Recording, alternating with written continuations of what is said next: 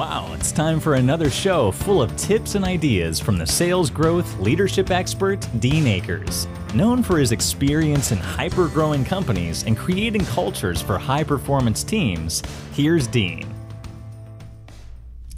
Well, welcome to your Sales and Leadership Ninja Show. I'm your head ninja, Dean Akers, and every week I bring you a rant to stimulate your thinking in the realms of sales and leadership and sometimes some other things. Today's show is going to be somewhat of one of those other things, although it applies in sales and in running a business. But what today's all about is getting the dream job you want with intent. And the reason I share this is I work with a lot of people that are working on getting jobs and stuff. And when I'm working with them, they tell me about how they're trying to get jobs. It's hard to find jobs and everything else. So lately, people have been telling me how hard it is to find a job. Then in meetings right after that with CEOs and stuff, they're telling me how hard it is to find people. So I've done shows in the past on selling with intent. And if you haven't watched those, I surely encourage you to go back and watch those shows on selling with intent. Because intent is not just about sales. It's living an intentional life. And when you learn to live an intentional life, your world changes. Things are not controlled by the outside influences near as much when you live an intentional life. But that's a whole nother show that we could go down on. So it's really today is about getting the job you want with intent. Because your understanding intent, it creates shortcuts to all successes in life. But in getting a job, it really works. I could do a 2-day show, all day long, 48-hour show, on just the stories of folks that I know that have deployed the strategy of intent and how it works for them and how they've gotten great jobs in the career and company they wanted to work for. So let's just begin with some of the underlying premises. One underlying premise is companies are literally hiring every day, even in recessions.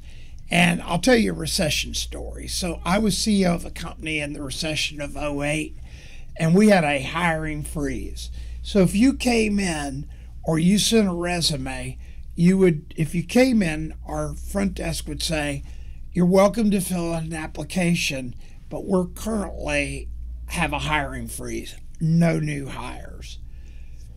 If you sent a resume in, our HR people would say, "Our company is currently in a hiring freeze. We're not accepting any new employees. We're in a recession, blah, blah, blah, blah, blah." The irony of that company is in the first year I was there under this hiring freeze,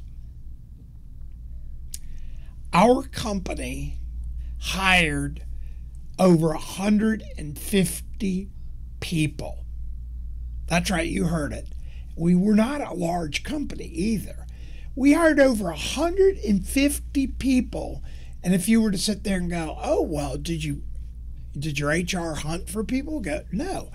Everybody we hired that year came through a referral or through somebody we knew. We actually had one of our customers say, "Hey, my son's looking for a job." And I asked him about it, and I said, "Tell me about your son." He goes, "Well, he's lazy. He doesn't really work very hard, but if you could help him find a job." And I said, "Well, tell me about him." He said, "Well, he's a fishing guide. In our company, we were looking for some salespeople, although if he came in, we weren't looking for anybody."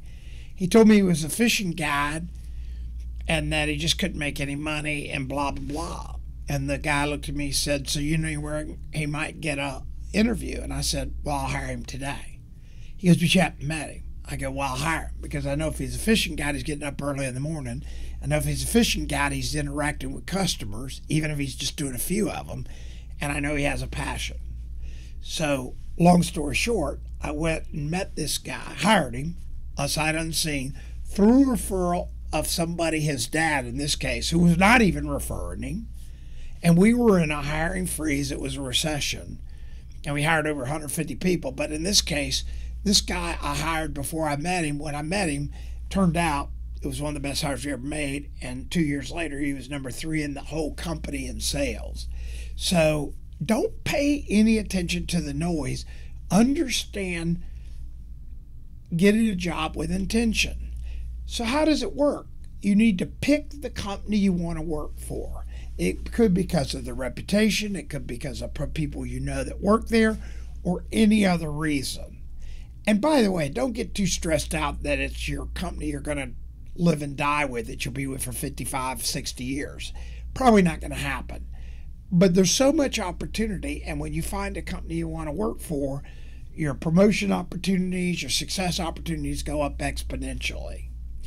So now, once you've picked the company you want to work for, it's not a matter of if you're going to work there. It's a matter of when you're going to get the job there. And again, we're not talking about a 10-year play here. We're talking about intent fairly rapidly.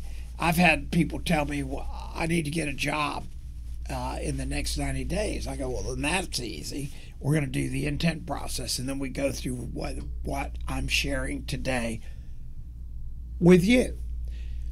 So intent really plays out once you figure out where you want to work. Number one, don't worry about a resume.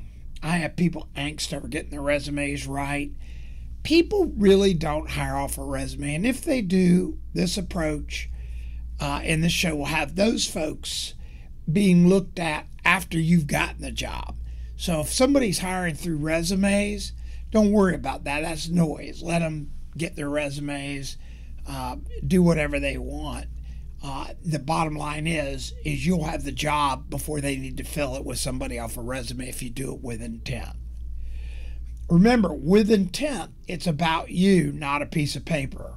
So to give you some stories to illustrate the whole process of getting the job with intent, I'm going to share a couple of just a few stories in this, and again, I could go for 2 days. Take notes if you're looking for a career change or want a new job, because this always works. The process has never failed. Operative word, never. So one of the premises is you always want to meet the CEO or one of the head decision makers. Do not go through HR under any circumstances, unless, of course, the HR director is a very close personal friend. And in that case, you're still going to do stuff with intent. So here's a couple stories, and I hope you enjoy them. One of them is about one of my ninjas, or I call them ninjas because successful people. One of my folks wanted a job. This individual picked the company he wanted to work for. He finally got through to the CEO. It took a little bit, but he finally got through to the CEO. The CEO, when he got the call, he said, I'm so-and-so. I want to come introduce myself because you're the company I'm going to work for. And the CEO goes, well, I'm not so sure of that. Could you send me a resume? And he said to the CEO, absolutely not. And the CEO looked on the phone and says, well, why? Why wouldn't you send me a resume? He said, I'm not going to send you a resume. And he said, seriously, why wouldn't you send me if you're interested to go to work for here, you're going to need to send a resume. And he said to the CEO, I'm not sending a resume, and do you want to know why? The CEO was perplexed, I promise you. I can't even imagine how this dialogue went on. And he said, yeah, I want to know why. And the individual said, the reason is I want to have lunch with you and introduce myself to you because I am my resume. That's right, I am my resume.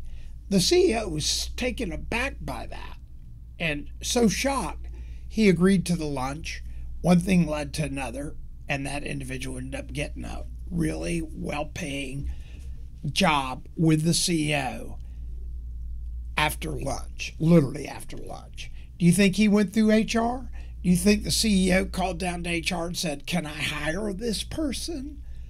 Do you think HR did anything other than take his information and maybe do a background or whatever? He got the job because he did it with intent. I had another guy, and I'd been working with, or he actually been working with a lot of different people. One of his friends called me one day and can you help this guy? And I said, well, if he's your friend, I'll help him. So we had breakfast and he's telling me about how he's gone through HR and da-da-da-da-da. And he's got a real cybersecurity background. He wants to work for this big company in the Tampa Bay area. And he can't get past HR. He's sent his resume in, done all the stuff you're supposed to do. And long and short of it, he just can't get by it. So I got him business cards. And by the way, some of this stuff is part of the technique. You got to have business cards. So order yourself a box of 200 business cards off Got Print. But at any rate, he had his business cards and note cards. And here's what he did. I sent him to the front, to this big company, to the front desk. And then when he went in, he introduced himself to the guard. This one had a guard, and shook his hands and said, I'm here to meet so-and-so, the CEO.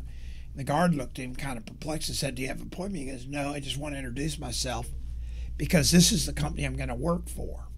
Well, the guard looked at him like he was crazy, and he got the guard's full name, what you want to do. The guard called up, and he said, well, wait a minute, the CEO's administrative executive will come down. So this person came down and said, can I help you? And he said to her, I'm here to meet so-and-so. I want to introduce myself because this is the company I'm going to work for. And again, she was taken aback, and she goes, well, we don't work that way, but he can't see you today. And he goes, okay. So the next step was he got in the car. He wrote the guard and the administrative assistant, got both their first names, wrote them notes saying, thank you for letting me introduce myself because I'm excited about working with you and the rest of the people at the company. Wrote the CEO a note and said, thank you for letting me introduce myself to Susie and Mary or Bill, whatever, because this is a company I'm going to work for. I look forward to meeting you. And he said, because I'm really interested in working in cybersecurity. Now, this, you're not going to believe this. No resume, those two. 2 weeks later, the CIO of this big company called him and hired him. Called him and hired him. Not called him and interviewed him. Called him and hired him. True story. One of my other folks was looking for a job, and I was asked to help him. And so we had breakfast, and we had gotten him business cards. Key thing is get your business cards and note cards. He had gotten business cards, and he was sitting there, and I asked him, what company do you want to work for? He told me the perfect company you want to work for. I said, that's where you're going to work. And so he, we were sitting at breakfast. He goes, well, I'm going to work on it. I go, no, you're going to get in the car today. You're going to drive over there today.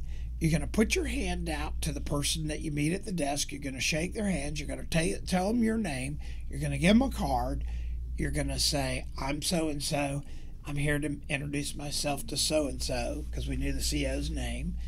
And because this is the company I'm going to work for. They'll ask you, why are you here? Well, I want to introduce myself because this is the company I'm going to work for.